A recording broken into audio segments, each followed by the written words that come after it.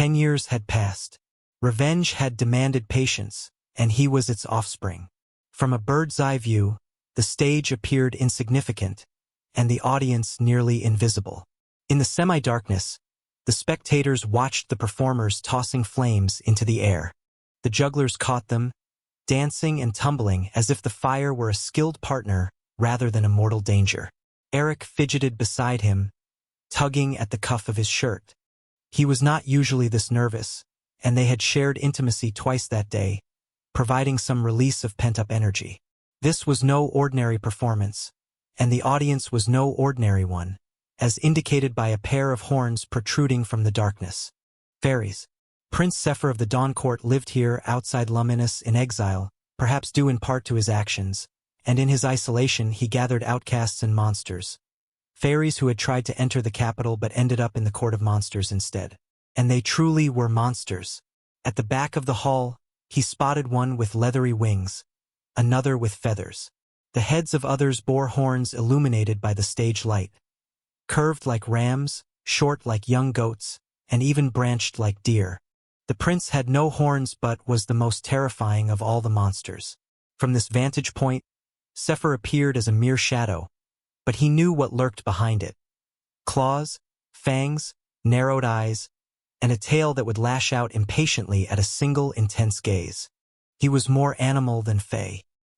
He did not bother to hide the grin on his face. Here, in the labyrinth of theatrical stages, these creatures did not see him. Eric and he sat above the stage, their legs dangling. The prince had settled comfortably in his partially ruined palace, complete with its own theater. The walkways above were haphazard, some repaired. Below, an impressive retractable stage extended into the auditorium, allowing the audience to sit on 3 sides. Today he had his favorite performance set, allowing him to move at his own pace, flirt, and change positions to best excite the audience. This time, however, he had a special mission. Beside him, on a simpler wooden bridge, Eric bit his cuticle. His ring glinted in the light, the small flower engraved on its flat surface sparkling. He remarked that Eric was ruining his hands. Eric sighed irritably, bracing his fingers on his knees, but moments later he was biting his lip again. He assured that he would be fine. He squeezed Eric's thigh, running his thumb over the firm muscles honed by hours of rehearsals and trapeze routines. Eric pressed his lips together nervously. His confidence was feigned, and judging by Eric's reaction, he realized it. He had no hope of surviving the night. But until he succeeded, until he cut down the prince, that rare bastard, with his iron blade, nothing else mattered. Eric asked if he was sure about this, addressing him as Zita. Of course, that was not his real name. It was too exotic for ordinary women from Albion, which was why he chose it for the stage. The great and beautiful Zita will perform impossible stunts right before your eyes. That headline was far more captivating than Marigold will dance in a suspended hoop and try not to break her neck. After all, in the theater, everything came down to presentation. He feigned uncertainty, then affirmed that he was damn sure. That bastard thought he had gotten away with it. It was time to remind him otherwise. His smile was strained and harsh, more like a snarl. Eric's jaw tensed as he finally looked him in the eye and tilted his head. Below, the jugglers, the brothers and sisters, who lit the stage with the constant movement of torches, took their places, ready to form a pyramid, the final chord of their performance. This was the signal. His heart began beating in time with the accelerating melody, and he squatted down. He asked Eric to wish him luck. Eric muttered that he did not need luck, still staring at the lightning brothers and sisters and their dancing flames. He grinned and kissed Eric on the cheek. Then, on a strange impulse, instead of carrying out his mission, he grabbed Eric's chin and pulled him closer. Eric's dark eyes widened, shining in the light pouring from the stage. He kissed Eric slowly, it could have been a farewell kiss, and nibbled his lower lip for the last time. Eric's groan was quiet, but its escape strengthened his resolve. Before he could turn away and dive headfirst into the pool, Eric grabbed his hand. Eric confessed his love for Zita. He stared at Eric in surprise, turning those words over in his mind. If he were a different person, in a different life, place, and time. His heart might have leapt, butterflies fluttered in his stomach, and his insides might have warmed with happiness or pleasure simply because a handsome young man declared his love. But that was a fantasy. He was himself, and his life was completely different. Maybe, once upon a time, he had loved Eric. Before. Now, he could not remember what he had felt, only fleeting thoughts that accompanied him. How he had watched Eric practice on the trapeze, and how he had turned away when Eric caught him doing it. How he had envied his sister when Eric watched her performances while he, helping, hid backstage, invisible in the shadows cast by her bright light. The girl he had been might as well have been a different person, given how much he had changed since then. She would have giggled, smiled, or sighed at Eric's declaration of love, but he did not care. There was a gaping hole in his chest that could not be filled. Only one thing could end the consuming emptiness inside. And tonight he would get it. Silence fell over the theater as the stage was plunged into darkness, the audience waiting breathlessly for his entrance. His heart had felt heavy these last few days, but it was an anticipation bordering on joy. He took a deep breath, leaned back against the hoop, crossed his legs, and arched his body like a crescent moon along its inner edge. The hoop came to a smooth stop, and the spotlight fell on him. The music had not started yet, so he could hear the audience's delighted gasps as the reflections of his form-fitting costume scattered across the hall. One reason the Sun Gilded were the most successful theater company in Albion, and the only one invited to Elfhelm, was their fairy-crafted lamps. The manager paid a tidy sum for them and called it an investment. And by the gods, she was right. Oil lamps were nothing compared to the pure white light illuminating him now. He blinked and looked at the audience. From there, they seemed like mere shadows, but everyone could have sworn he was looking them straight in the eye. The performance was a seduction at which he had no equal. Down below, the musicians began to play. First, a lone cello, joined by violins, double bass, drums, and other instruments as the tempo increased. He lowered his eyelashes and managed a semblance of a smile before lifting himself off the hoop. Another excited gasp escaped the audience as he fell. With one leg extended and his back arched, he paused as the hoop slowly spun. The music grew and carried him away, and he became part of it. His pulse was its rhythm, and the beating of his blood its anthem. Through the hoop, under it, above it, supporting himself with his hand, elbow, the bend of his knee, and for a moment the back of his head, he executed every movement more diligently than ever before. He needed the prince to believe in this performance, to be captivated by it, by him. Zita had heard that swallows spent their entire lives in flight, and her act mirrored that.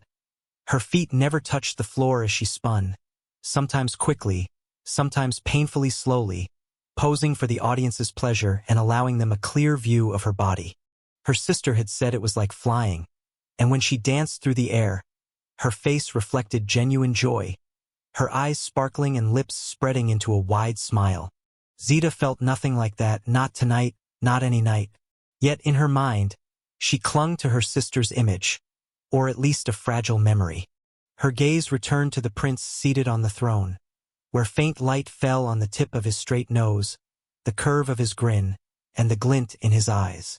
She no longer relied on the gods, but if she still had faith, she might have asked them to ensure that gaze was directed at her. She believed her wish would come true anyway, without anyone's help. That was why her hands blistered and bled on the hoop, why her muscles ached with every movement, and why she felt a pleasant burning sensation as she pressed harder and harder. It was all for this, for him, for her. She would avenge her sister tonight. At last, her performance reached its climax.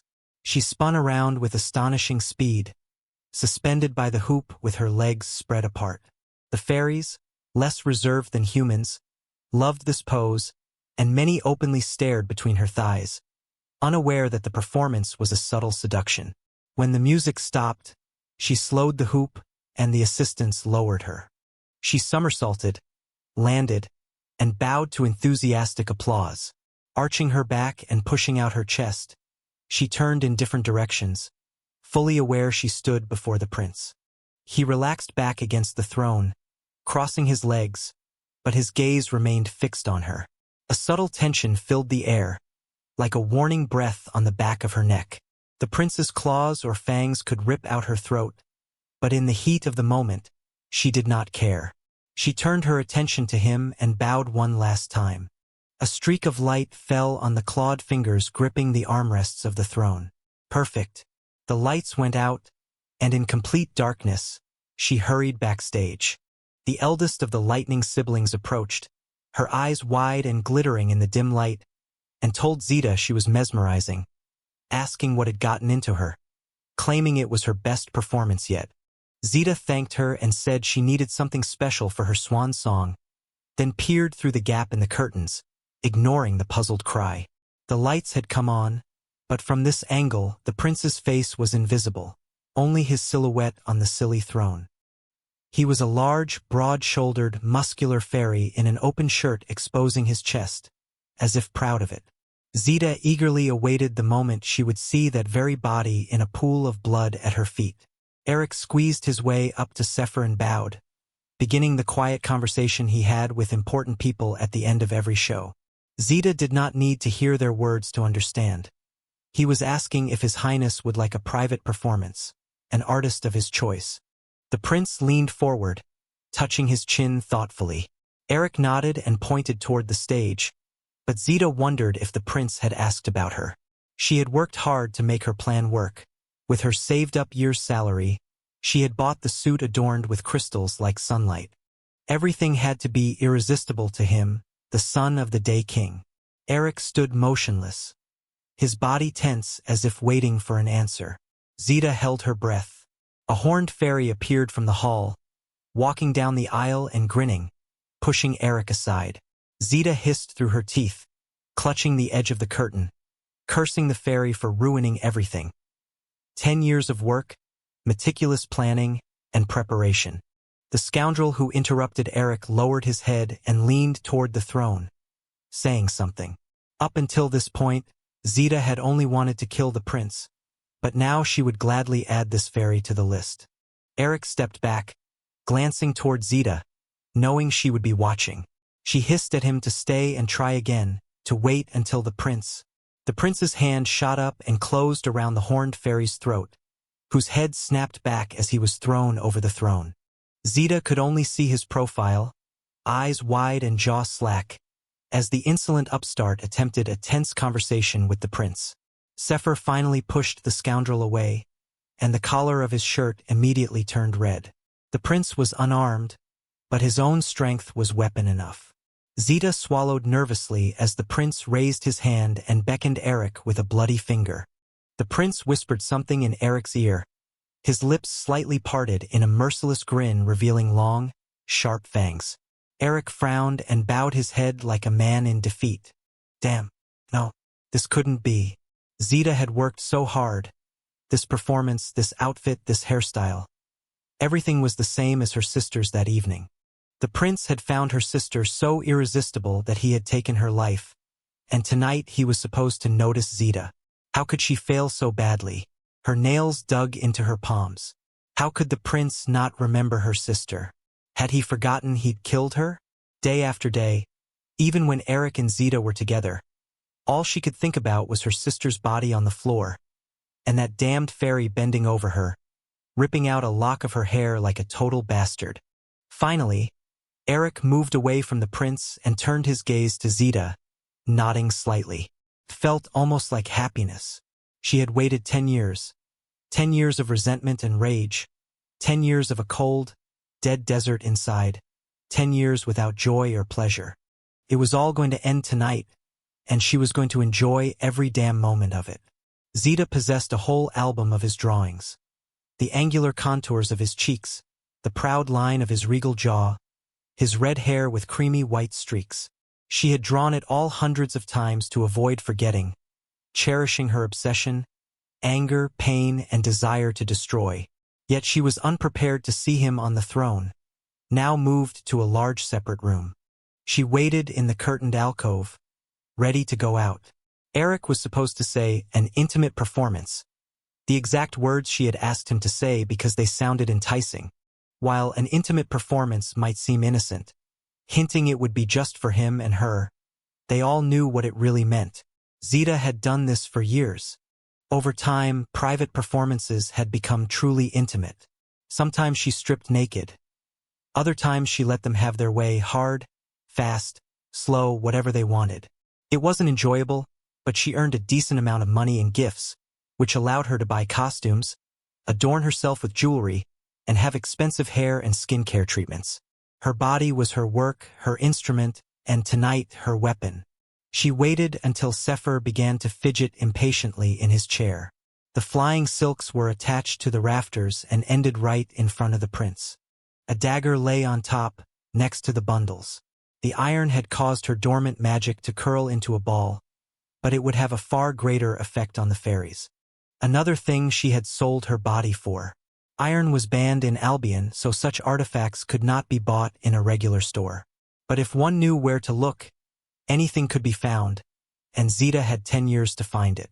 Now revenge boiled in her veins. As the prince, breathing nervously and preparing to rise, began to stir again, she slowly stepped out from behind the curtain. Beneath the translucent cape, she wore a black bodysuit designed to conceal inevitable blood. The white robe covered her from neck to ankles and wrists, but the bodysuit featured a high slit at the hips and a deep neckline and back. A practice session in front of the mirror had revealed that, when hanging upside down, the bodysuit seductively exposed her breasts, with only a thin strip of fabric barely covering her crotch. Ideal for an intimate performance meant to distract the prince while she ran her blade across his throat. She approached him, keeping her eyes fixed on him as he watched, leaning back in his throne and lifting his chin to take her in fully. Before finishing him off, she planned to make Sefer look up at her and see the expression on her face when she accomplished her revenge, to see her joy. His cat-like eyes, which she had studied for 10 years, dilated in response, signaling success. She untied her cape with practiced motion to attract his attention and offered him the end of her belt without finishing her sentence. The prince took the bait, winding the belt around his hand repeatedly until it was wrapped around his knuckles. She swallowed as a chill ran down her spine. His possessive act showed he did not need her invitation and would take what he wanted when he wanted it.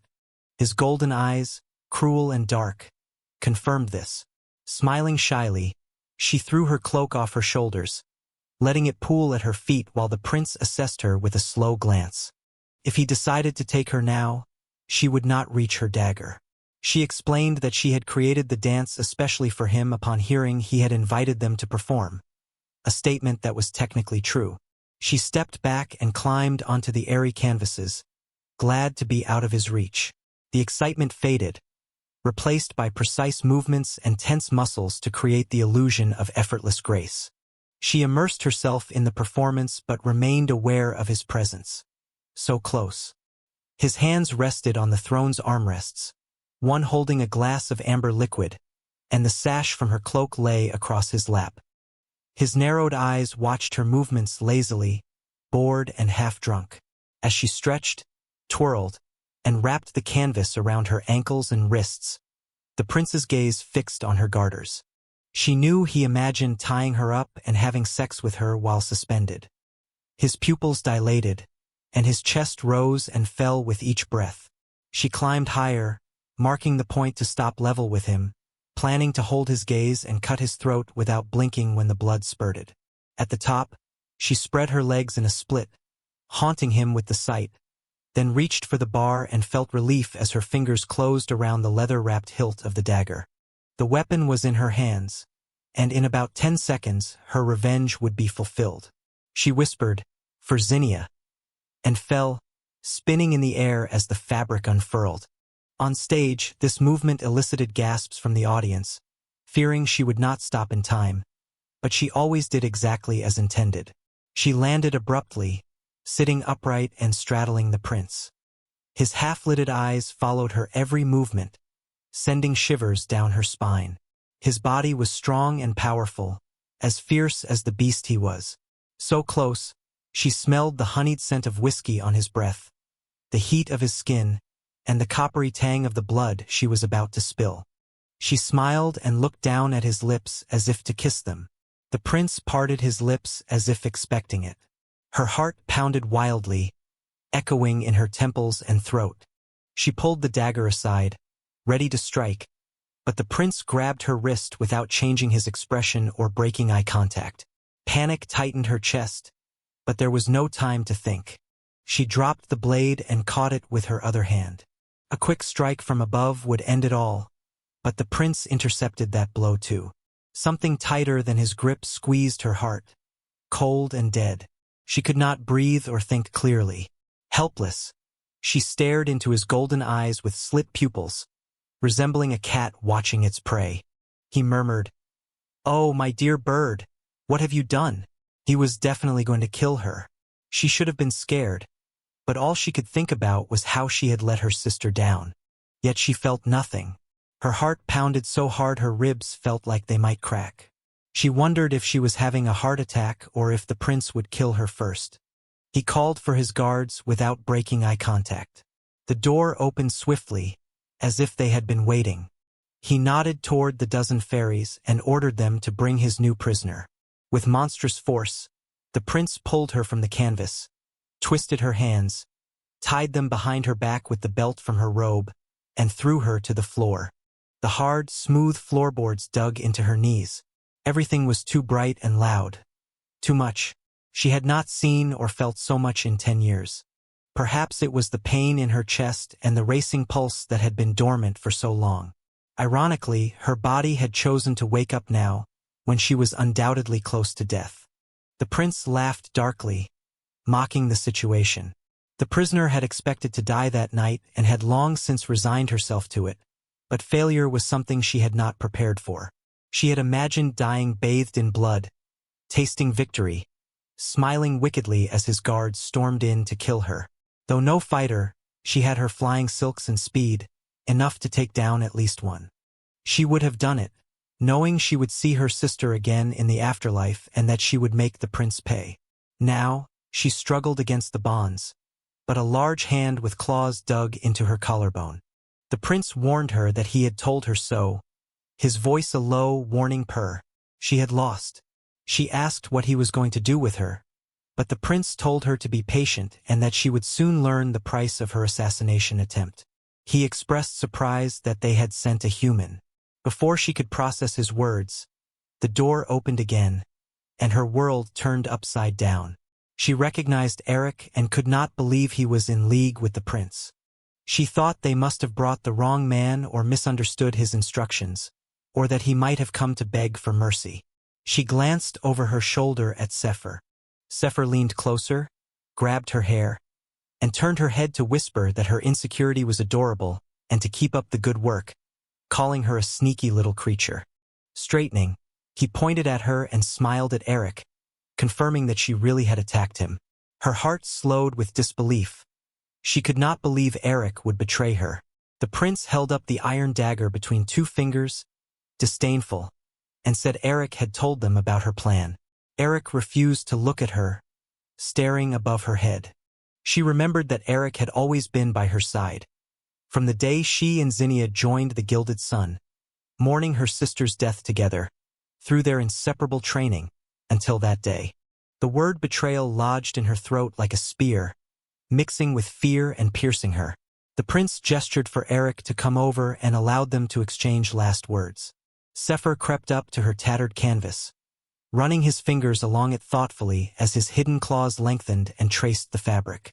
Eric moved closer, stopping in front of her but looking away, clearly reluctant to explain. She asked why. Eric whispered an apology, his words drowned by tearing fabric, shaking his head with lips pressed tightly, pale as his face. He said he had to think of the troop and could not let her revenge destroy them all. Sefer interrupted, claiming she was his alone. Eric retorted that it was never just hers, that she could have destroyed them all without care. He said her sister was gone, tragic as it was, but she and he were still here. Yet all he had received were little handouts and moments of her life, and he doubted she had been present for most of them. She realized Eric was jealous of her sister and her thirst for revenge, which explained his betrayal. She opened her mouth to call him a fool, but the prince yawned, breaking the tension. The prince dismissed the conversation as exciting but insisted on punishing her. He waved at Eric and nodded to his guards to pay him. She involuntarily uttered the word pay. The prince said Eric had done him a favor and that no one would dare say the Prince of Monsters was stingy, flashing a cruel, dazzling smile. One guard opened the door, looking expectantly at Eric, her former friend. Eric looked at her, feigning remorse. She asked what would happen to her. Zephyr said she was caught red-handed trying to kill the prince, with witnesses who saw her astride him with a blade in her hand and who had been told of her plan. Eric stepped toward the ferry, but the guards grabbed his arms. She asked what this meant. Zephyr explained that by their laws, the prince could render a summary judgment and find her guilty. He lifted his chin and ordered his sword brought. A shiver ran through her as the guard left, taking her dagger, the only weapon capable of killing the prince. She pulled at the ropes on her wrists, but the knots were tight.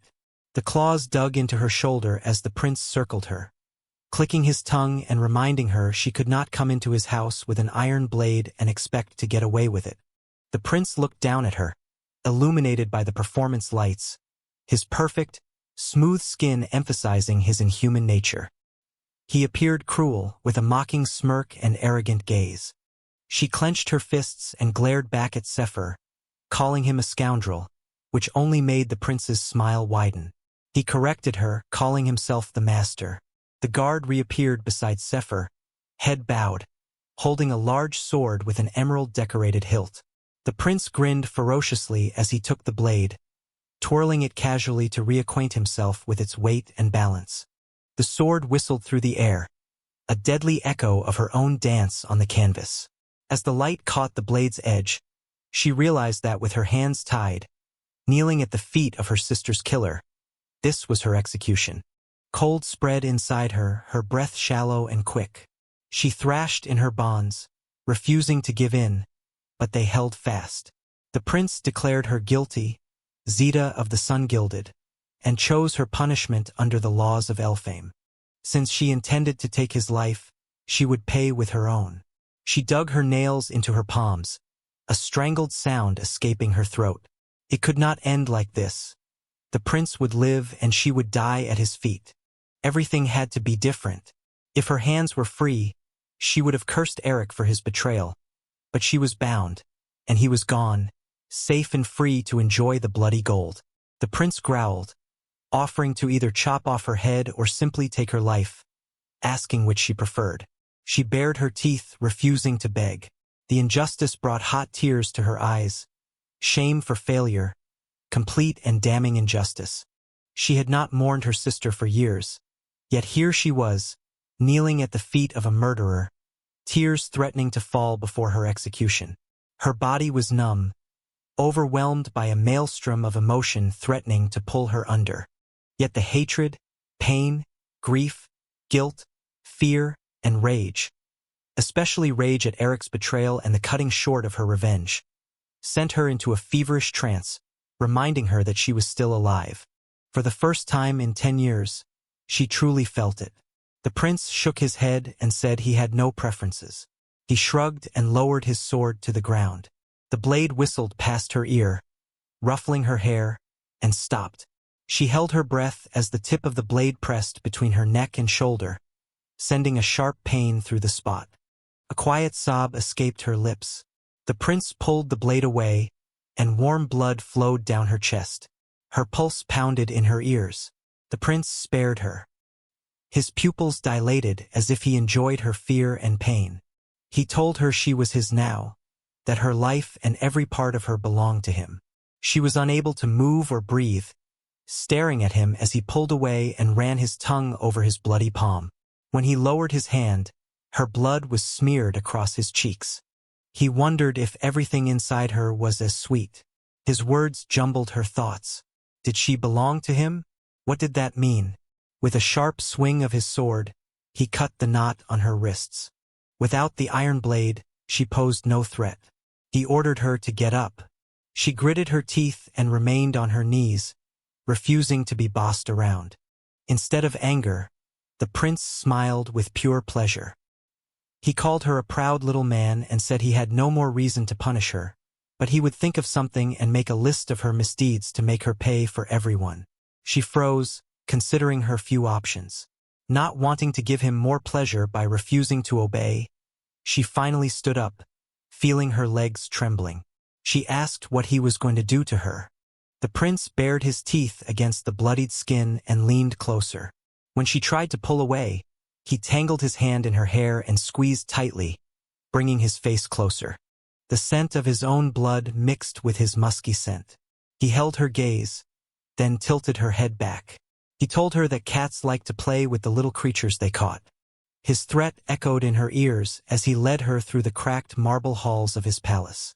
They crossed a courtyard with ferns and trees growing among faded stones and a shimmering fountain in the center. She looked up to see the roof was a shattered glass dome. Once a room, now mostly empty and open to the night sky. The stars twinkled above, as if hinting her destiny was written within them. Every action she'd taken over the past 10 years had led to this moment. The prince dug his claws into her shoulder and told her he hadn't told her to slow down. Her eyes widened, and she swallowed hard, hurrying on with the prince following closely. The walk gave her a chance to sort through the chaos of emotions overwhelming her. Fear seemed to be winning, with anger seething behind it and disappointment churning in her stomach. Whatever the prince's punishment, no matter how cruel, as long as she remained alive, she still had a chance for revenge. He pushed her into a room so bright she had to close her eyes. A female voice called out gently, asking if it was quite late. Behind her, the prince made a growl-like sound. As her eyes adjusted, she found herself in a beautiful living room decorated in pale azure tones and topped with white marble columns. The furniture was mismatched but shared golden motifs of wings and suns, white or blue upholstery, and sparkling quartz countertops. Reclining on an elegant sofa sat a fairy girl. She was tall and willowy, with a shock of straight pale gold and platinum hair sparkling in the magical light. The girl clutched a crystal goblet of wine and glanced from the prince to her, her eyes shifting from pink and violet hues to blue. She tilted her head and asked who she was. The prince replied that she was a failed killer. Recalling the prince's earlier mention of a cat, she suspected he meant a saber-toothed cat, like those used for riding and pulling carriages, not a pet. From stories and annual visits to Elfhelm, she knew all fairies possessed magic, manifesting differently in each. Rumors said the prince was a fairy who could take other forms. Judging by his tail and claws, he transformed into a saber-toothed cat. She swallowed nervously, shuddering at the thought of his natural weapons. If she was right, he could transform into a massive creature with fangs longer than her palm and claws that could tear her apart like a dandelion. The prince stood behind her, out of sight, making the threat even more terrifying. At any moment, he could pounce without warning, ending her life across the luxurious white carpet. The girl finished studying her and smiled slightly. She asked if the prince considered her important enough to be a killer. The prince made a sound that was either a growl or a chuckle. He appeared in her line of sight and bared his teeth in a predatory grin, saying she was his now and he thought she'd make a funny pet. Something began to bubble beneath her cold fear. She clenched her teeth, fighting the urge to remind these ill-mannered creatures that she was present and could speak too. A warm hand fell on her shoulder, making her flinch. The prince's smile widened. He told her not to shy away from her master. She glared at the prince, who leaned closer with satisfaction flashing in his eyes. He promised to take care of her as his striped tail swayed slowly. He shook his head and pushed her forward. He ordered the girl to get her tidied up and give her some clothes, to see if she could make her look pretty. The girl pursed her lips and rose from the sofa, correcting the prince that the word he was looking for was please. The prince took a deep breath, crossed the room in 3 strides, took the glass from the woman, placed it on the table, and took her hands in his. Though she was tall, the prince seemed a giant, his palms covering hers completely. He playfully said, "Please, dear Celestine." When the fairy approached her, she expected a kiss. The prince had burst into the room without knocking. This did not necessarily mean they were lovers, but his arrogance and self-assurance were clear. The fact that she called him by his given name rather than Your Highness suggested their relationship was informal. The girl rolled her eyes and nodded.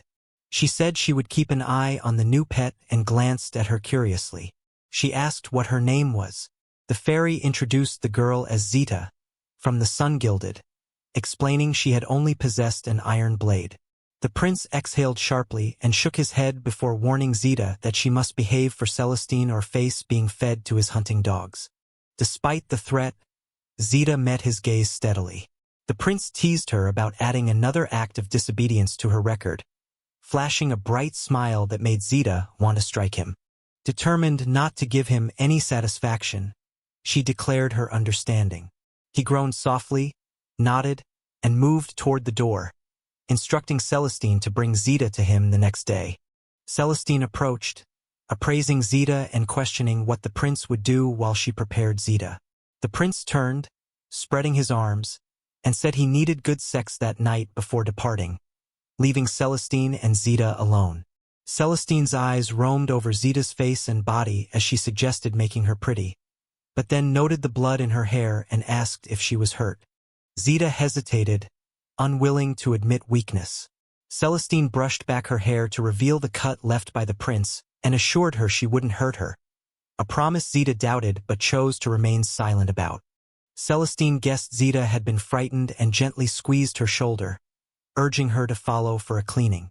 In the adjacent room, Celestine drew a bath filled with sweet-smelling bubbles and chatted about trivial matters like the upcoming snowfall and suitable flowers for Zita, who remained silent. While Zita washed, Celestine gathered toiletries and explained a contraption in the corner was a shower, something not found in Albion but divine, though less relaxing than a bath. Zita frowned at the thought of Elfhelm improving even a bath and turned away as Celestine resumed her task. Celestine called for a servant, and as Zita stepped out of the water to search for weapons or an escape, she found none and the windows wouldn't open. Hearing the maid's voice grow louder, Zita slipped back into the bath, trying to appear calm. Celestine entered, noticing the water puddles but did not react aggressively, instead smirking sarcastically and clicking her jade comb's teeth. Celestine knelt behind Zita, praising her hair's rich color and applying a product. Zita recalled that after her sister's death, she had taken her place on stage and used cosmetics to deepen her chestnut hair's golden and red tones. She muttered thanks. Celestine noted Zita didn't look much like a killer and suggested the prince might not be as smart as he thought. She laughed, covering her mouth in an uncharacteristic gesture, and admitted Sefer believed himself the smartest, most handsome, strongest, and best at everything. Then, noticing Zita's cut, she narrowed her eyes and asked why Zita had tried to kill the prince. Unlike the prince, who hadn't asked, Celestine's curiosity was clear. Zita considered that Sefer's arrogance and his habit of getting what he wanted might explain why he killed her sister, possibly out of anger at rejection rather than love. She turned her back on Celestine, determined that though the prince might have control over her, he would not have her secrets, just as Celestine would not. The next day, Zita's heart pounded as her shoes clicked rapidly on cracked marble floors, while Celestine walked silently ahead. It was the day after her first night in the castle, which she had spent on a large sofa in Celestine's room. Celestine had received a message early that morning and remained silent since. Zita wore a cream-colored corset with a sheer skirt slit above the thigh, adorned with glittering gold floral motifs. Though she had designed many expensive show clothes, she had to admit the outfit given in the prince's castle was the most beautiful she had ever worn. Celestine had braided a tiara into her hair, making golden leaves appear to sprout from it. Zita touched the pale blue stone on her forehead, cold and sharp-edged but devoid of magic. They reached enormous double doors covered in green and gold leaves hanging from intertwining vines, indistinguishable as real or carved. Celestine adjusted Zita's hair and gave a quick once-over, then opened the doors after a brief hesitation. Behind the dais, the gilded throne blocked Zita's view of the vast hall with a high vaulted ceiling supported by tree-trunk columns, grander than any theater she had performed in. A chill ran down her spine as she heard the rustling and heavy silence of an impatient audience awaiting a performance. A familiar sound, but not what she had expected. He swallowed and straightened his shoulders, determined to handle whatever the prince had in store. Celestine led him to the throne, and the hall opened up before their eyes. Horns and wings, scaled skin, bark-like flesh, and fangs marked the inhabitants of the court of monsters. Morning light filtered through massive windows lining the walls and a cracked glass dome above, accentuating every inhuman feature rather than hiding them in shadow as the theater had the night before. All eyes were on him, and his pulse thundered in his ears as he took in the imposing man in the front row with stone-colored skin and backward curving horns. The man's bare chest muscles tensed as he leaned forward, his black eyes boring into him. The prince announced the newcomer as his new pet. The man's heart sank painfully, but he took a deep breath. Absorbed in the spectacle, he had forgotten about the prince, who had risen from his throne and towered over him. Though petite and well-muscled from performances, the prince was vastly larger in every way. The man realized he had yet to fully process what had happened last night, distracted by his mission and its failure. The prince, tall and muscular, wore his tight shirt unbuttoned to mid-chest, displaying an admirable body. He squared his shoulders and commanded the room with a dazzling, piercing smile matching his glittering crown. The audience leaned closer, eyes wide, shifting their gaze between the prince and the newcomer. Hundreds of suppressed sighs drained the air. A jolt ran through the man's skin as the prince touched his shoulder, making him shudder and emitting a sound like a purr. The man's quiet hello was lost in the cavernous hall, prompting laughter from the crowd. The prince released his hair, smoothing it down, and addressed the audience, revealing that the man had tried to kill him with an iron blade the previous night. A murmur ran through the ranks as some turned to appraise the tiny figure once again. The prince declared that since the man had failed, her life was now his in exchange for the one she tried to take, commanding the court to treat her as his pet. The man's stomach twisted as the prince returned to his throne and beckoned her over, ordering her to go to her master. Little bird. Despite an urge to refuse, she forced her legs to obey. The man's stomach clenched at the sight. The prince smirked, noting her trembling, and instead of tightening his grip, he released her, challenging her with a flash in his golden eyes. He provoked her, enjoying the situation and the fear in her expression, wanting her to give up the collar or at least try. Realizing this was a game for the prince and that she had never lost before, the man resolved not to cry or beg, to stand firm no matter what. When the prince let his guard down, she would kill him. She squared her shoulders and met his gaze with a smile, lifting her chin as if accepting a great honor. A shadow crossed the prince's face as he picked up the collar and held it at eye level, watching her as if hunting prey. She knew the threat but had no intention of fleeing. Lifting her chin higher, she met his gaze. The prince looked down, brushing hair from her neck and fastening the 3 small clasps of the blood-red leather collar. His thumb ran down her neck, feeling her heart flutter, and he liked it. The touch lingered, testing her not to recoil, but she leaned toward him. His brow and jaw tensed, sending a thrill through her. It was pure pleasure, piercing her dulled senses. For the first time in a long while, she smiled genuinely at herself. The prince wrinkled his nose, bared his teeth, grabbed the back of her head, and pulled her toward him. A shudder ran through her, part fear, part glee at having displeased him. She responded with a muttered reminder of her meeting at 3 o'clock. He laughed evilly, revealing fangs and hardness in his handsome face, declaring he would enjoy this to the fullest. She smiled, biting back a retort, telling him she would enjoy it even more. He wanted to play, and she was ready to give him a game. The man decided to obey Sephir's commands, starting with "come here," and followed him out of the hall. In a cozy study finished in warm wood rather than white marble, the prince finally looked directly at her. His golden eyes studied her so intently that she detected something akin to tenderness. He ordered her to turn around, and she complied, allowing him to examine her from every angle.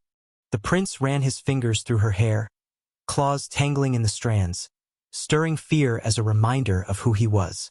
Grabbing her chin, he turned her head left and right, leaning closer for a better look. He nodded, approving the outfit Celestine had chosen. His thumb claw slid across her chin, his narrowed eyes following the movement, the light touch warming her skin. His sharp claw rested on her lower lip, suggesting he might take her not before the crowd but here, alone. 10 years of training allowed her to accept this possibility. She resolved not to back down even after this. The prince likely assumed she was easily intimidated, but traveling performers like her were different. She paraded herself every night in revealing outfits that would have gotten her thrown out of any other public place. Yet in the theater it was allowed, expected even. She had pleased more patrons at private performances than she cared to remember. Whatever the prince intended, she refused to beg him to stop or give him that satisfaction. A challenge gleamed in her gaze, evident in how long the prince held her eyes before his brows drew together. He remarked, surprisingly complimenting her attractiveness for a human. She rolled her eyes at the comment. The prince snorted and nodded toward the fireplace, ordering her to sit down. There was no chair by the fire, only a painfully familiar chest, her chest, containing all her belongings from sun-gilded. A pendant with a picture of her and Zinnia, her mirror, her favorite hairpin, and a love letter, the only remnants of her sister. She assumed the troupe had taken it or the prince had discarded it. The prince smirked as he picked up a key, placed it in the desk drawer, and locked it as well. He repeated his command to sit, but still there was nowhere to sit. His smirk answered her unspoken question. Pets were not allowed chairs. Flashing him a dazzling smile, she sank onto the rug in front of the fireplace. The prince exhaled, hunched his shoulders slightly, and sat down at the large desk across the room. Thus began her first day as Prince Zephyr's pet. The prince worked at the table for several hours, occasionally attempting conversation. She feigned sleep, entertaining herself with fantasies of killing him, retrieving her dagger to strike him in his sleep, bath, dinner, or even on his gilded throne. A growl from the prince prompted her to stand abruptly, blinking away drowsiness. The warmth of her imagination, the fireplace, and the thick carpet had made her doze off. The ornate clock on the mantelpiece read 1 o'clock. She had only eaten a light snack in Celestine's chambers before being escorted to the throne room, and now her stomach felt painfully full. Zephyr grasped her by the shoulder and the back of her head, leading them through winding, labyrinthine tunnels. Occasionally, she glanced back down the corridors, noting how they disappeared into darkness despite it being midday. Branches often ended in dead ends or opened into lush ferns, grass, and gardens beyond. The ruined palace held a strange beauty. Tiny, unknown plants grew in cracks and crevices. Enormous marble slabs lay where they had fallen, reminiscent of the harsh landscapes she admired during her travels in Albion's far north. Light poured in from everywhere. They rounded a corner, and sunlight streamed through a glassless window and a cracked dome, dissipating into the air and illuminating swirling dust motes. The light caressed overgrown ferns and weeds, making them appear painted rather than natural. Standing next to the prince, she noticed how the light reflected off his vivid red hair and creamy strands, giving it a golden glow. The light accentuated the masculine lines of his jaw and regal contours of his nose but softened nothing of the hard corners of his lips. His honey-colored skin took on a metallic hue, like a statue cast from pure metal. She thought about how fairies were so dangerous because even when they threatened life, they did so beautifully and gracefully. Finally, they reached double doors. The prince stopped and placed his hand on the back of her head, addressing her as little creature, and stating he wanted to see how well she served her master. The doors swung open on their own, revealing a large dining hall where dozens of fairies sat at a long table, including Celestine and the horned man standing in the front row. His black eyes settled on her before flicking to the prince. The girl at the table spoke first, expressing doubt that Zephyr would join them and hoping he wasn't working too much. The prince grinned and sank into a chair next to Celestine. All chairs were enormous, richly upholstered with curved armrests, like thrones. She was not offered a seat, forcing her to stand awkwardly to the side, unsure whether to wait with the servants pressed against the wall. Zephyr intoned "bird" and waved his hand from behind the high back of his chair, commanding her to bring him some wine. His tone sent shivers down her spine. Apparently, the fairy's good manners did not extend to their pets. Dozens of eyes stared at her. Celestine did not react to the prince's command, but her lips tightened slightly. Others leaned toward the girl, exchanging glances as if silently betting whether she would obey or dare disobey their prince. She smiled and slowly approached Zephyr, swaying her hips and taking each step deliberately, playing to the audience who drank her in without blinking. She took the goblet from Zephyr and filled it with a dark purple liquid, presumably wine. Holding the jug aloft for theatricality, she gracefully placed it on the table. The prince watched from beneath half-closed lids, lips curled. Maintaining eye contact and smiling, she bowed her head over the glass and spat heartily into it. Gasps echoed. Several fairies laughed. A couple hissed. The prince did not move as she handed him the glass.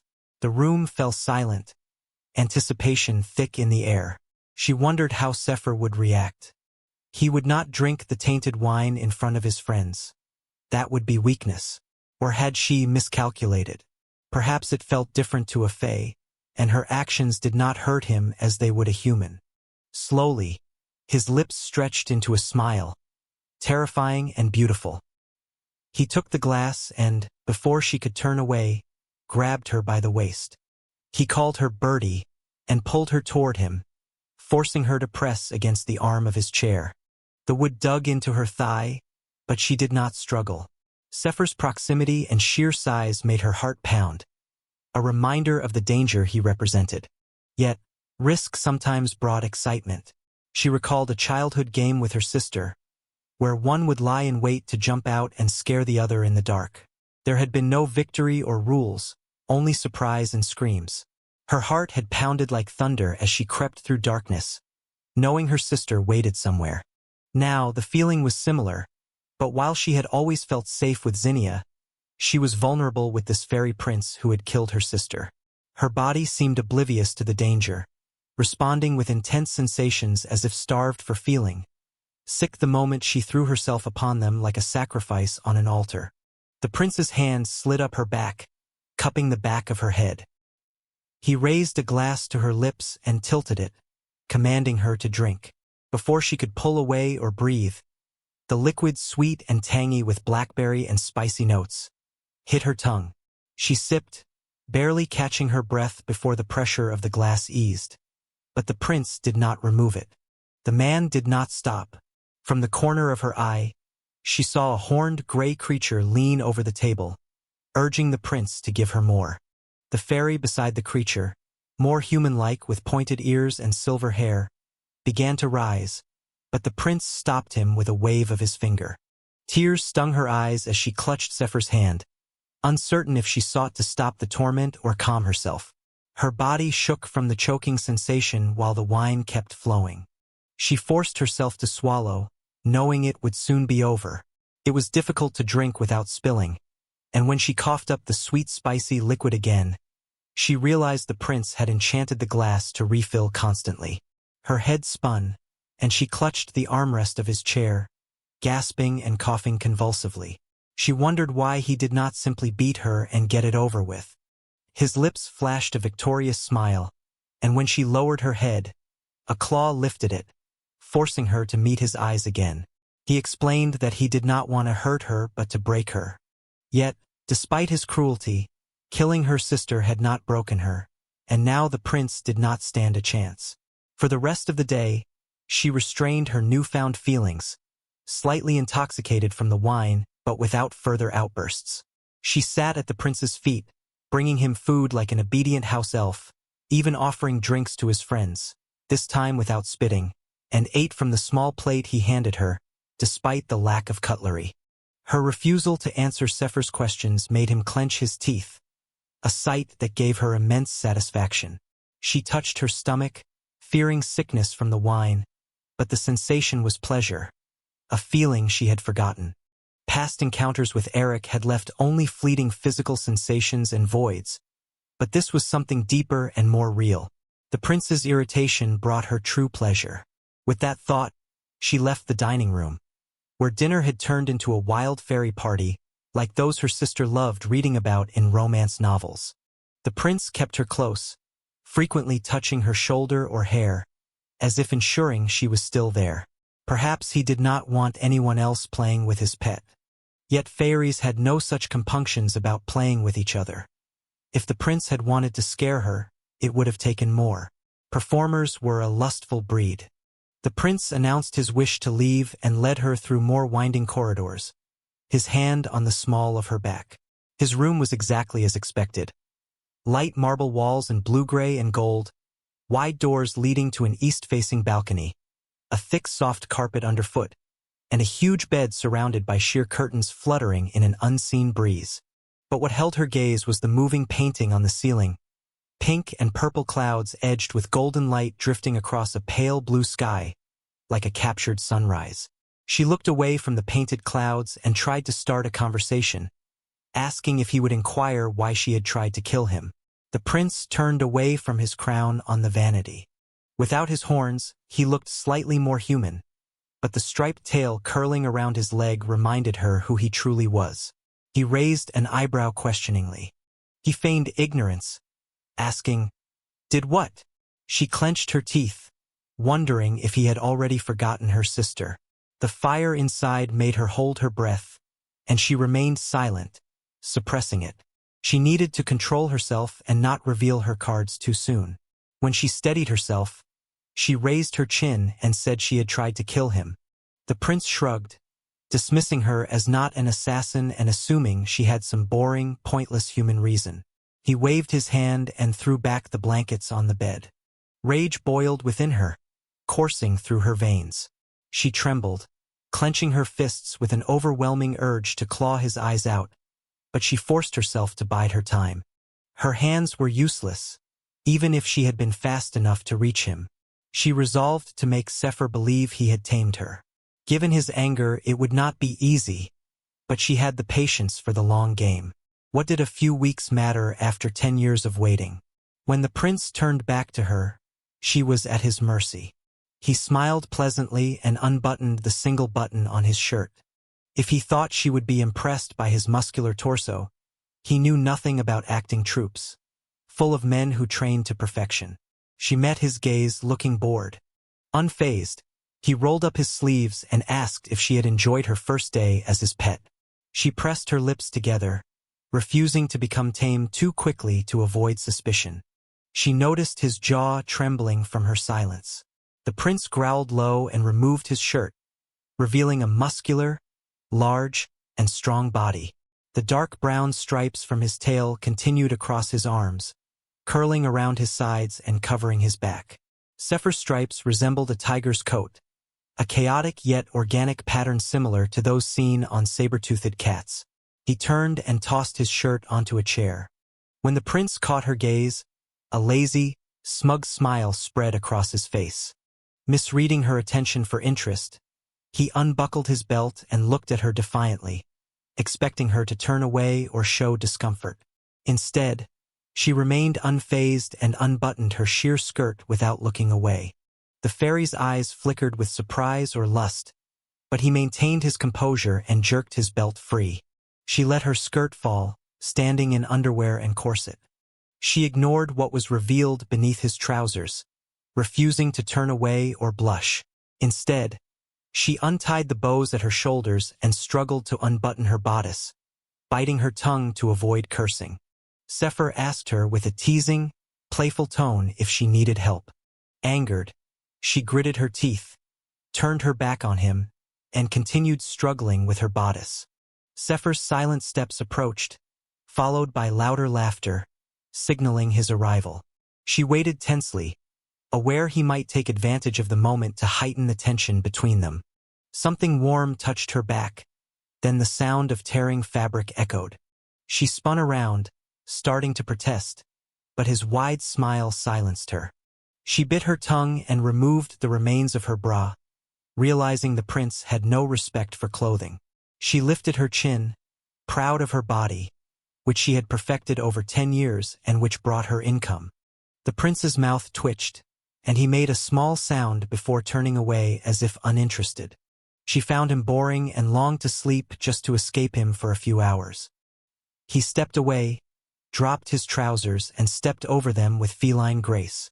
The stripes on his body extended across his buttocks, thighs, and calves, while his tail swayed side to side.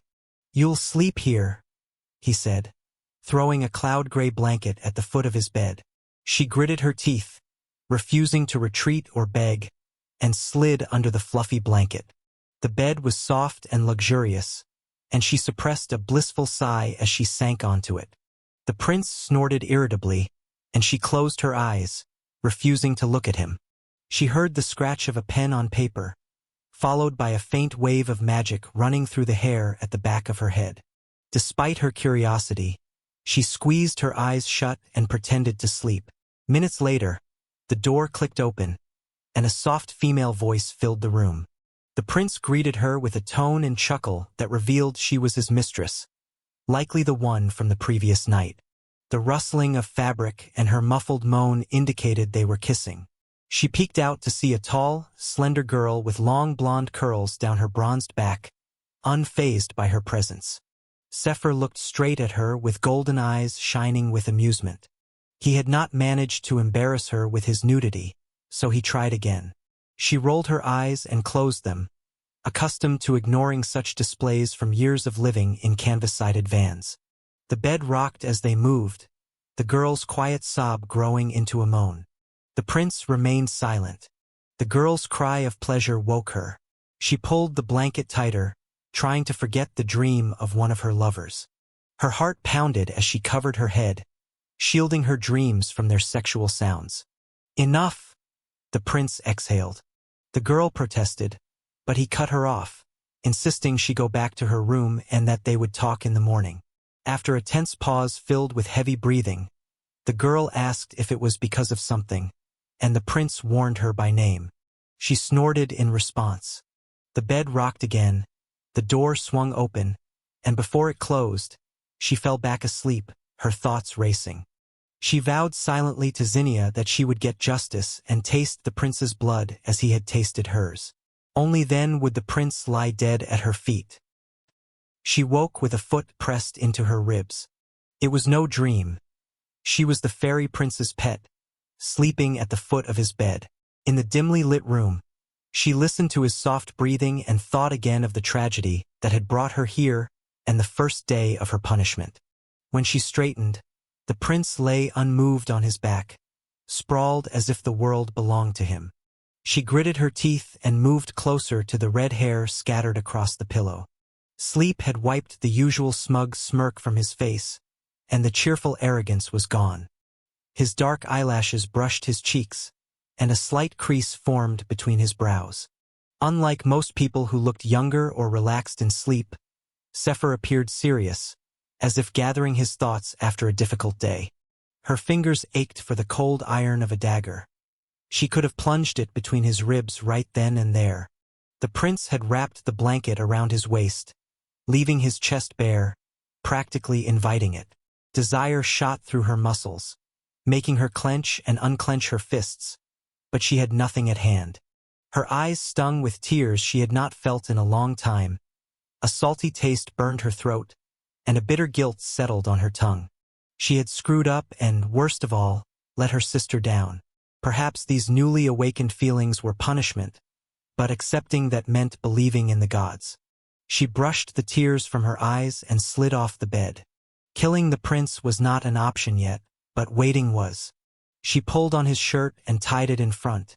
It was loose enough for exercise, unlike her tattered outfit. Taking a deep breath, she began her warm-up. By the middle of the workout, her tears had dried, and by the strength portion, a smile was forming. She used various objects scattered around the room as weights. A stack of books, a small chest, a surprisingly heavy candlestick. She squatted and lunged, lifting them in various ways. Her muscles hummed pleasantly.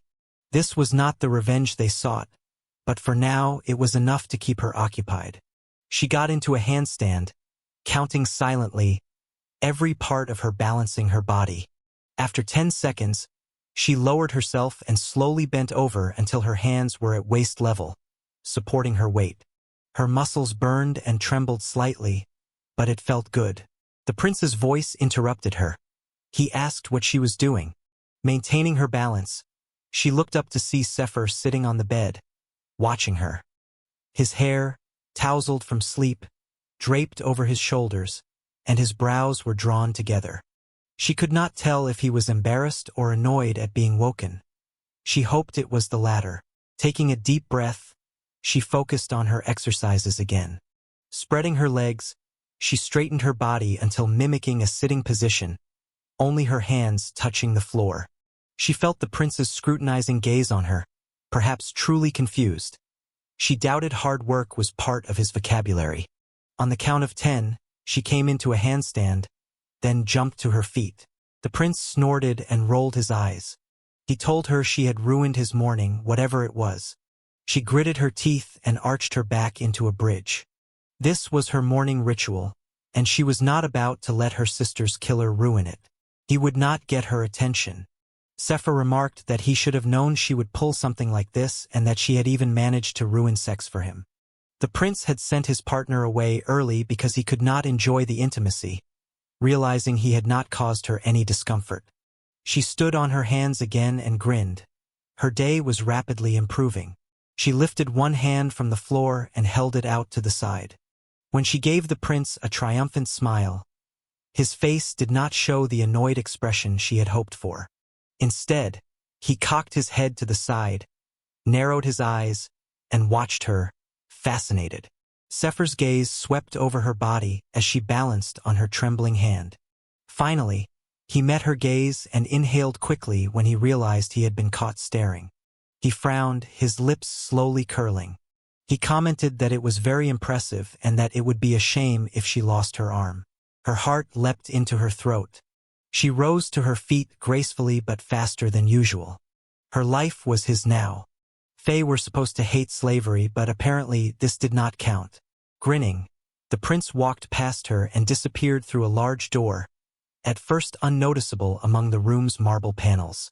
She caught a glimpse of the bathroom before Zephyr closed the door. She finished her exercises by the time he emerged, completely naked, and began strolling around the room. His gait made her wonder if he preferred to be naked all the time. His entire body was perfect, like something out of an anatomy textbook she had once picked up, except for his tail. However, the smooth perfection of his golden skin was marred by a jagged scar that looked as if it had been intentionally inflicted. Zephyr rummaged through the wardrobe. He informed her that he had prepared toiletries in the bathroom. Body cleansers, lotions, shampoo, and oils. Celestine had mentioned her plumage, and he smiled as if his own joke was terribly funny, noting it required some care. She hated to admit there was anything good about being a fairy, but after Celestine's bath, her skin felt wonderfully soft and her hair shinier than ever. Even the cut had healed into a thin red line and barely hurt during her exercises. The prince pulled a dress out of the closet and unfolded it to show her both sides. The fabulous pink fabric, with hints of gold and soft blue, created a complex play of colors that captivated her. She really wanted to wear it. The sleeveless neckline would highlight her toned arms, and the open back would show off her toned shoulders. The prince hung the dress back in the wardrobe before going to the dressing table. He pointed to a bottle and said the scent would complement her own. Then he looked at her for a long moment, squinting appraisingly. He pulled out a velvet jewelry box. She was getting closer and closer, like a fish caught on a hook. Inside the box, a pair of light gold bracelets gleamed, each wing shaped with feathers crafted in meticulous detail. She sighed in amazement, and Zephyr smiled. She had never hidden her vanity or been ashamed of it. Yes, her work demanded it, and after her sister's death, when she emerged from the darkness of the backstage and became an artist, it saved her. She had once cared for Zinnia, helping her prepare, rehearse, and choreograph. With Zinnia's passing, she had nothing left, only grief and despair threatening to drag her to the very bottom. She took Zinnia's place on stage and found a purpose. Learning hoop and aerial silk tricks gave her a way to earn a living and keep herself from sliding down the drain. Taking care of her body gave her self-esteem. Her appearance was appreciated by both the Sun-Gilded and their patrons. She felt something akin to pleasure when people turned and stared as they rode into town in their carriages. The feeling that their eyes followed her until she was out of sight told her she was worth something. With a dress, a few jars of chemicals, and a set of bracelets, the prince boosted her ego. Even though she hated him and hated being his pet, she could not help but shudder in anticipation of how she would look today. She realized this must be a trap. Her face instantly tightened with realization. She frowned, looking at the prince for any sign of impending danger. What was he really up to? A smile flashed across his face. He explained that he did not usually have clothes like that in his closet. The outfit was too small for him.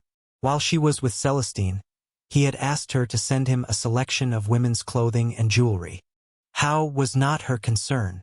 She wanted to know why and narrowed her eyes at Sefer.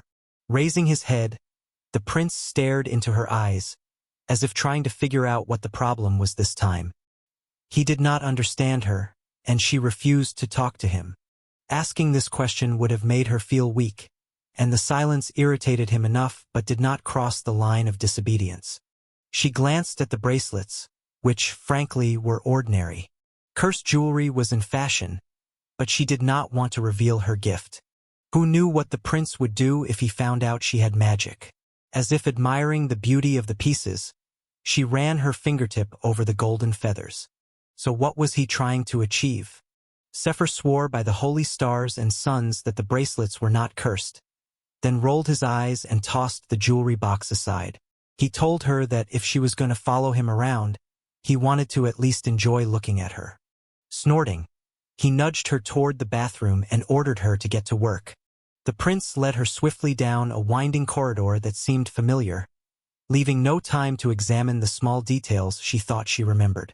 After several turns, they arrived at a ruined hall with a fountain and a shattered glass dome. She lifted the layered skirts of her dress to avoid snagging them on the wild plants growing among the rubble. She acknowledged that the prince had made a good choice. The dress suited her well. Although he had remained silent since mentioning his patience, the way he looked at her as they left the room conveyed everything. Even if unspoken, he found her stunning. A few minutes later, they approached a familiar door. Sefer reached for the handle but paused, squeezed it, took a deep breath, knocked, and then opened it. Inside sat Celestine in the same pose as before, raising an eyebrow and holding a steaming cup. She remarked that today Sefer remembered to knock. The prince admitted he had been busy with other things and then asked why he had come. Celestine glanced at the girl with a smile, noting that she looked stunning and suggesting he was not there to dress her. Sefer smiled sadly and asked Celestine to keep an eye on the girl, explaining that he had things to do and that her reluctance to talk was irritating. The girl's face brightened, and she thought she saw a glint of amusement in Celestine's dawn-colored eyes. Celestine assured them she could keep the girl busy all day and mentioned that a few more fairies would be joining soon, confident they would like her. She stroked the girl's hair gently, a gesture less possessive than the prince's touch. Sefer gave Celestine a dazzling, warm smile that took the girl's breath away for a moment before she remembered that smile belonged to her sister's killer. She resolved to remember this every moment. Sefer's amusement vanished as he turned to her, frowned, leaned closer, grabbed her hand, and warned her to behave well toward Celestine before leaving. Celestine sighed, finished her coffee, snapped her fingers, and spread a luxurious rug in front of the fireplace. She explained awkwardly that the prince had told them not to touch the furniture.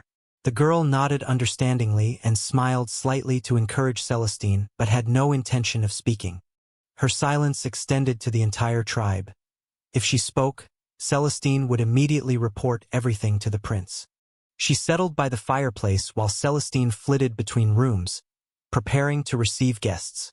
Passing through the living room, Celestine asked harmless questions about tea or coffee preferences, sugar or honey, and opinions on fairy food, seemingly trying to draw her into conversation.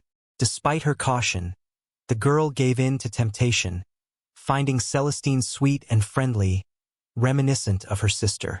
Pulling her knees to her chest, She stared into the blazing pink fire, fantasizing about burning the prince despite knowing only iron or aconite poison could kill fairies. When Celestine finished preparations, she emerged from her chambers in a silk dress clinging to her figure. Her skin had taken on a bluish tint, making her almost translucent. The girl recognized that even without the prince's warning, she would not cause Celestine any trouble. A knock on the door made Celestine jump, her eyes lighting up. She told the girl that the guests had arrived and smiled charmingly, though her long fangs showed. She assured the girl they would love her.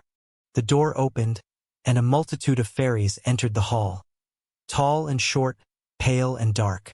Some smiled warmly like Celestine, while others cast colder glances, especially when looking at the girl. She glanced briefly at the girl and muttered something to the girl beside her. The girl noticed for the first time the two short, curving horns on Anya's forehead, like twisted hazel branches, and that the tips of her long fingers were covered in bark instead of nails. Tea and coffee appeared in clouds of steam as the fairies filled the air with chatter and laughter. The gathering resembled the troup's usual meetings, where they brought items needing repair, did chores, and shared treats while chatting. The girl mostly listened, finding the sound calming as she concentrated. Barely skilled with needle and thread, she usually took her sketchbook and drew the same faces, the fairy prince and her sister, sometimes adding sketches of new movements on canvas or a hoop, creating strange frames. Her attention remained focused on these two images she wanted to imprint forever. Celestine brought saucers of tea and coffee and began to say that the prince said the girl was just. But the girl cut her off with a nod, refusing to guess the end of that sentence or accept a cup. She picked up both saucers and drained them. A fairy with spring leaf-colored eyes looked at her carefully and remarked, "So this is the prince's new toy." The androgynous figure with a pointed face, slender figure, and short-cropped pale golden-green hair reminded the girl of aspen leaves. Anya raised her head and said the girl had slept at the foot of the prince's bed last night. The fairy with spring-colored eyes asked if she hadn't, and Anya confirmed that the prince had made her come but then kicked her out. Her eyes narrowed as she took another sip. The aspen-haired fairy grinned and came closer, commenting that the girl's presence seemed to disturb the prince, but that she was sweet, with big brown eyes and beautiful hair. She extended her hand toward the girl as if expecting her to sniff it like a cat or dog. The girl raised an eyebrow questioningly, fighting laughter and indignation equally. Anya frowned and glanced quickly at the narrator, mentioning that Sefer had said Essa didn't talk. Essa leaned closer and announced slowly and clearly that she was going to pet the narrator now, then stroked their hair while pointing out their rounded ears. Two more girls approached, craning their necks to observe the curiosity. The narrator caught Celestine's eye, who shrugged and shook her head, amusement sparkling in her eyes, prompting the narrator to smile. The girls commented on how nice Essa was and noted her blunt teeth. When the narrator bared their teeth to show the fangs, shorter and flatter than a normal person's due to Zinnia filing them down after an accident, the girls' eyes widened. The narrator recalled that before, their teeth had been sharp and long like Celestine's, the only outward sign of their magic.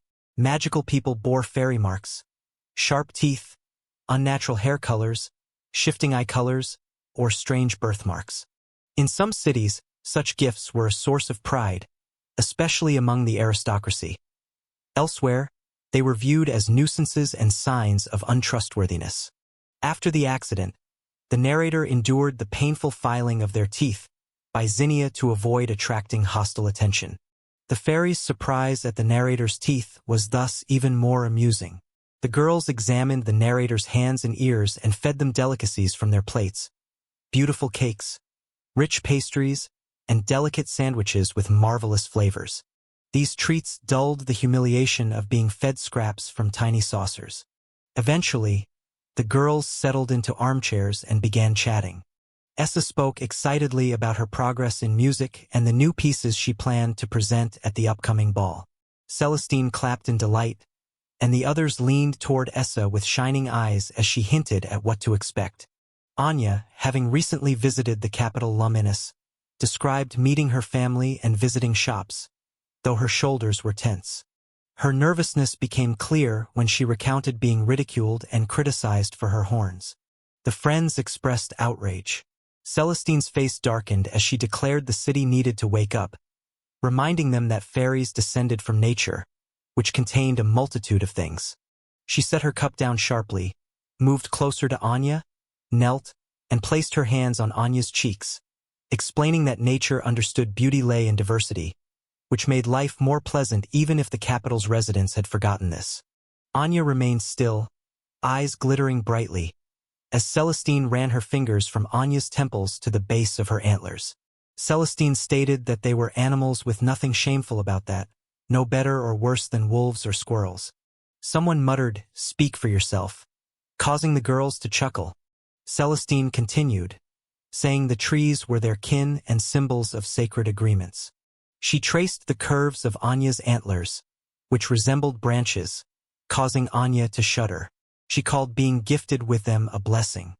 Pressing her lips to Anya's forehead, Celestine rocked side to side, lamenting that city dwellers had lost touch with their roots and expressing pity for them, insisting it was their fault, not Anya's. After Anya nodded, Celestine stood.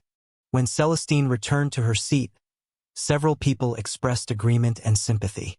Essa hugged Anya tightly, tears rolling down her cheeks and glistening in the bright lights, which moved the narrator deeply. The narrator pulled their knees to their chest, feeling a strange twisting sensation inside. They had expected to see last night's debauched party, the prince's cruelty, and perhaps hear about new ways to toy with humans, but instead found ordinary friends sharing sorrows and triumphs, encouraging and supporting each other.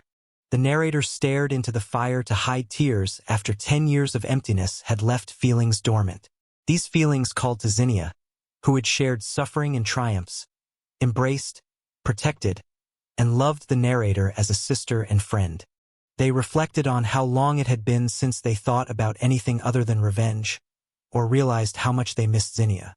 No one else had lived through what they had, who could recall their parents before they died, who made them feel less like an orphan, who knew the story of finding guards bathing in the river and watching them giggle from the bushes, who was there when the narrator's gift awoke, or who filed their teeth.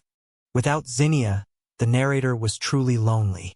Later, the narrator curled up in front of the fireplace and dozed off, brushing away tears as friendly chatter lulled them to sleep. Upon waking, a soft blanket was draped over them and a steaming cup of honey tea sat on the mantelpiece. Celestine declared she would leave the tea there to prevent some little creature from emptying the cup while she wasn't looking. Laughter rippled through the room. The narrator wiped tears from their eyes with the edge of the blanket and sat up enough to sip the tea, savoring the sweet-sour taste of honey and lemon on their tongue. As the day wore on, the girls swapped tea and coffee for alcohol served from teapots. Celestine left some at the bottom of the narrator's cup but warned the drink might be too strong for a human. The rich purple-black drink with gold flecks tasted like late summer and a first kiss with sticky fingers and blackberry-stained lips. Another pale gold drink smelled of elderflower and vanilla. The alcohol loosened the group's chatter, shifting to current and failed lovers and amusing stories of unsuccessful relationships. They noted that male fairies took a monthly tincture to prevent unwanted pregnancies, eliminating the need for prophylactic tea. This freedom made fairies more uninhibited in sex. The narrator found themselves grinning and leaning forward to join the conversation before remembering their place. A consuming thought arose. Perhaps the prince would have been angrier if the narrator had spoken to everyone but him. When Anya glanced sideways and wondered aloud if the narrator was a virgin, the narrator decided to answer, prompting Celestine to straighten up as the narrator laughed and replied that of course they were not. The cup refilled repeatedly as the narrator recounted to a room full of fairies the partners they had known. Essa stared with wide, bright green eyes, remarking that she had no idea people were so interesting, having always thought Albion was terribly proper. The girls had not touched the cups they held for the last half hour. The narrator shrugged and explained that in a troupe, usual rules did not apply, spilling blackberry wine on their dress in the process. Anya straightened abruptly, smiling as she recalled the time she had twins. Essa tilted her head, surprised to learn Anya had children. Anya clarified that she did not mean children in that sense and told how a theater troupe had visited her parents' estate, among whom were a pair of gorgeous twins.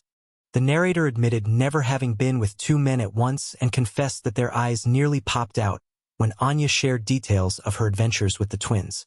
As the sun set outside the window, the guests departed, leaving the narrator curled up on a rug, half listening to the remaining conversation. A deep voice broke the warm cocoon of thought, calling the narrator like a dog and commanding them to come. Dizzy, the narrator blinked and forced themselves to stand. Only Celestine remained, while the prince stood in the doorway, pointing at the floor beneath his feet, his eyes boring into the narrator with a provocative gleam that sent shivers down their spine. The prince's tone was commanding, and the narrator understood the insult. The narrator considered refusing and saying they were not a dog, imagining the prince pulling them by the hand in response. They resolved to resist breaking and to win at his own game. Smiling, the narrator rose and walked toward the prince, ignoring the spinning room. The prince's lips tightened and brows furrowed. The narrator's smile widened, regretting the absence of sharp fangs to add to their cruel pleasure. Sefer raised his chin and ordered, "On your knees!" Celestine exhaled briefly, beginning to protest. The prince repeated the command carefully, savoring the words. The narrator obeyed, crawling slowly toward him, as if savoring every moment. Sefer's nostrils flared with anger, but the narrator felt secretly jubilant. Reaching him, the narrator looked with wide eyes, feigning ignorance of his anger, which was evident in his tense muscles, straight mouth and clenched fists. The prince thanked Celestine, bowed his head, and opened the door, telling the narrator to get up as he would not wait for them to crawl back to his chambers. The narrator understood the prince wanted them on all fours and complied, crawling after him with a smile over their shoulder at Celestine, who waved and covered her grin. The prince stopped, turned, and demanded to know what the narrator was doing. Snorting that he had told them to get up, the narrator kept crawling. Before they could look up, the prince grabbed them around the waist and yanked them up, causing a squeal the narrator immediately regretted. Perched on the prince's shoulder, the narrator saw his smirk, pleased by the small protest. Clenching their teeth to suppress further sounds, the narrator endured as the prince walked down the hallway with an arm around their hip. The prince remarked that the narrator reeked of blackberry wine and asked what else they had been given. The narrator propped their cheek on their hand and looked toward Celestine's room, refusing to answer. The prince's sharp exhalation offered some satisfaction. On the way to his chambers, the prince asked more questions, but the narrator remained silent. Upon arrival, Sefer undressed, turning his back, as if unable to look at the narrator, which suited them perfectly. The narrator removed their dress, noting the absence of purple stains despite the earlier spill, suspecting Celestine had used magic to clean it. Though drowsy, their limbs felt heavy and numb, and they crawled under the covers at the foot of the bed. The prince, still with his back turned and muscles tense, declared displeasure and ordered the narrator to sleep on the floor, stating that a bed was a privilege for those who behaved well. The narrator snorted at the notion of sharing his bed as a privilege, silently relishing the thought to torment him more than words could. They grabbed the blanket and settled comfortably by the fire. Instead of images of the prince's death, the narrator saw Zinnia. Long brown hair, brown eyes, the bump on her nose from falling off the aerial platform, and the barely noticeable scar on her chin from the accident. The clearest vision of their sister in a long time. They vowed to kill the prince for her and make him suffer, but Zinnia shook her head and disappeared into darkness, leaving the narrator alone. Nearly 2 weeks passed in the same pattern. The narrator spent entire days following their sister's killer, serving and obeying with malicious enthusiasm. The prince would grow angry and leave them with Celestine, only for the narrator to follow him again all day. This continued until the day of the ball Celestine's friends had mentioned. Sefer awoke in a great mood despite the narrator's previous provocations, which irritated them so much they nearly fell out of a handstand. He then jumped out of bed and disappeared into the bathroom, singing faintly in the shower. The prince gave no explanation for the need to conserve strength, and the narrator did not ask but shorten their exercises just in case. He selected a pale green dress for the narrator, notably without perfume, which was unusual. The narrator glanced at the collection of bottles on the vanity, trying to remind him. The prince followed their gaze but did not react. For jewelry, he left the narrator's collar and offered a pair of matching bracelets that reminded them of handcuffs, though they did not resemble any. These silly thoughts crept into their mind, prompting self-scolding. When Sefer beckoned, the narrator followed, feeling their stomach clench with apprehension. They wondered what the prince was planning.